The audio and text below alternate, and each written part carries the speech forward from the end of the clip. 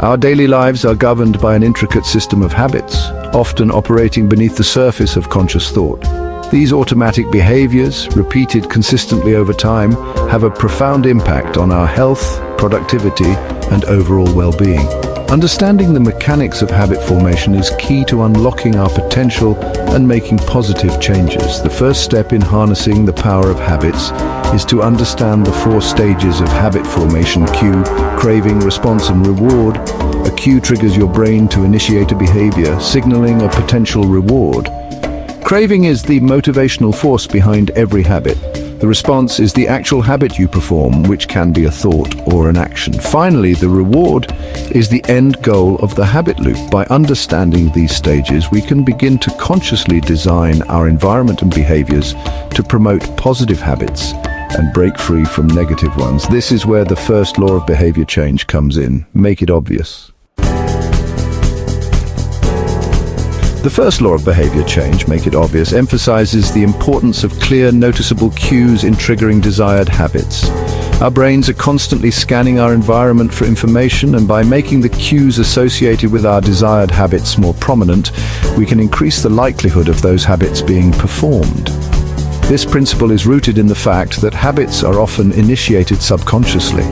When a cue is clear and obvious, it requires less mental effort to notice and act upon it. Conversely, if a cue is hidden, forgotten, or blended into the background, it becomes much easier to ignore. To make a habit obvious, we need to design our environment in a way that supports our desired behavior.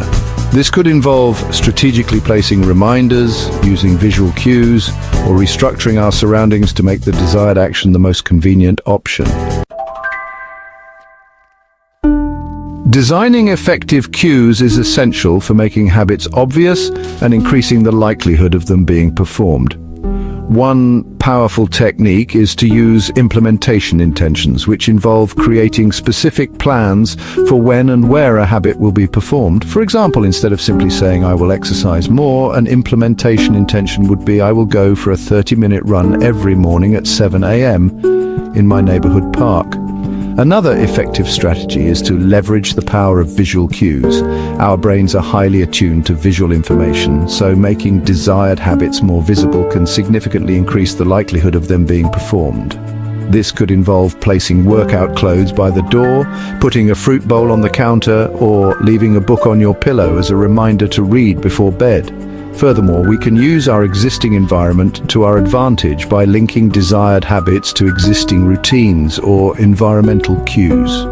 For example, we can commit to doing a set of stretches every time we brush our teeth, or we can use our commute to work as a dedicated time for listening to podcasts or audiobooks.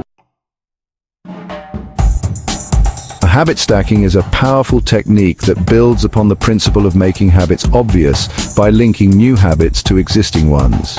This strategy capitalizes on the existing neural pathways associated with established behaviors, making it easier for the brain to adopt new habits. By strategically inserting a new behavior into an existing routine, we create a clear trigger for the new habit and increase its chances of becoming automatic over time. For example, if you want to cultivate the habit of gratitude, you can stack it onto your morning coffee routine. After you finish your first cup of coffee, take a moment to write down 3 things you are grateful for. This simple act of stacking leverages the existing cue of finishing your coffee to trigger the new habit of expressing gratitude. The key to successful habit stacking is to choose existing habits that are firmly established and performed consistently. By linking new behaviors to these strong cues, we create a seamless transition and increase the likelihood of the new habit sticking. Additionally, it's important to choose stacking cues that occur at a frequency that aligns with the desired frequency of the new habit.